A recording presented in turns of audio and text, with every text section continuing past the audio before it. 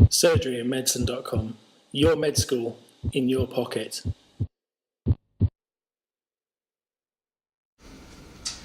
Hello Peter, Alistair here. Hi there.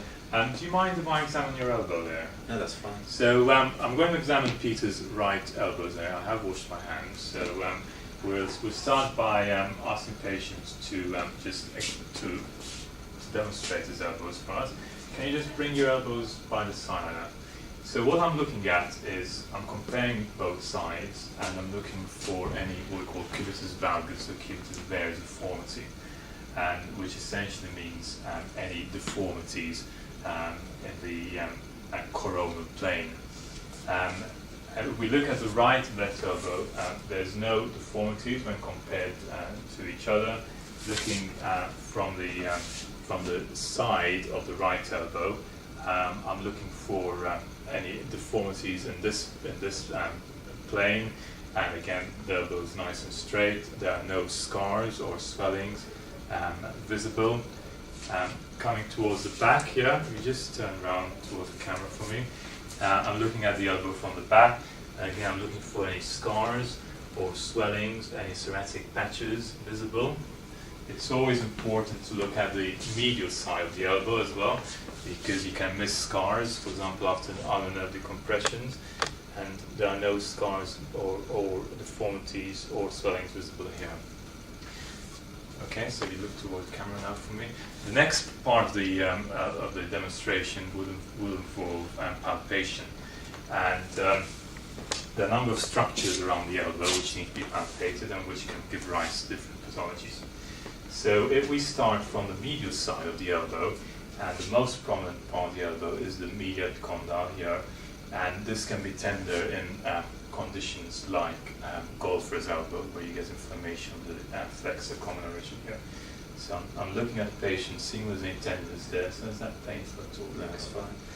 And coming round behind the medial epicondyle, one would palpate the ulnar nerve here and see if there's any tenderness there, or whether the ulnar nerve tends to sublux forward or backwards.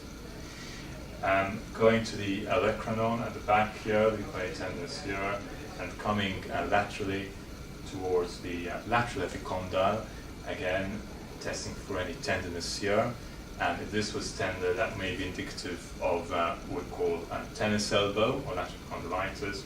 And coming towards the side here, one would come to what we call the radiocapitellar joint, and this can be tender and painful in some patients. Coming towards the front of the elbow, one would palpate the biceps tendon in front here, and this can be tender in conditions like bicipital tendonitis.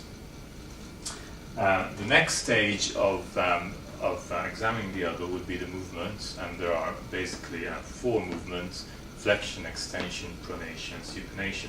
And the best way of examining flexion extension is to bring the elbows by the side like that. So you demonstrate to the patient whether they can bring the elbows by the sides, and you ask them to fully extend the elbows, and that would give you an idea of whether there's a flexion deformity in the elbows. If the patient couldn't extend the elbow and you could only get it to that amount, then there would be a flexion deformity of about 20 degrees there. But in Peter's case, obviously, this is normal, he has full extension. The flexion is achieved asking the patient to bend his elbows as far as he can, and then you have a full range of flexion in this patient's case. So the range of movement here will be 0 to about 160 degrees, and they're equal on both sides. Now, to test pronation and supination, it's important that we ask the patient to tuck his elbows by the side like that. So you could do that for me, please, Peter.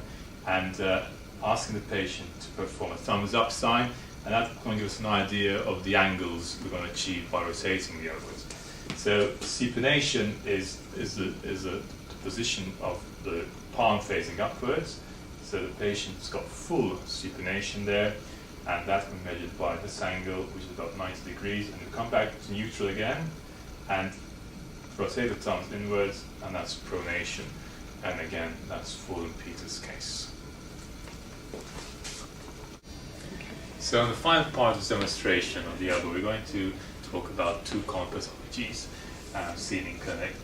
One of them is tennis elbow, and the other one is golfer's elbow. both are enthesopathies, and they present pain in the case of tennis elbow on the outside of the elbow, and in golfer's elbow on the inside of the elbow. And usually patients have pain when lifting something or rotating a knob, etc. So look at Peter's elbow here.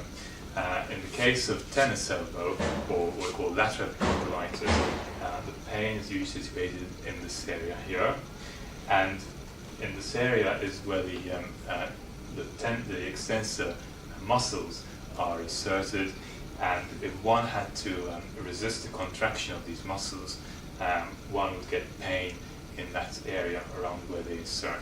So we asked Peter here to lift his wrist against resistance against my hand there, and the pain would usually be situated around this area towards tennis elbow. Similarly, if Peter had evidence of golfer's elbow, he would complain of pain in that area, and this is where the long flexors of the forearm and wrist are attached there, and we had to resist the contraction of those flexor muscles against resistance. Then Peter was complaining of pain around the medial epicondyle here. So we asked Peter here to bend his wrist against my hand here, and that contracts the muscles there, and Peter would complain of pain in that area over there if he did have golfer's elbow.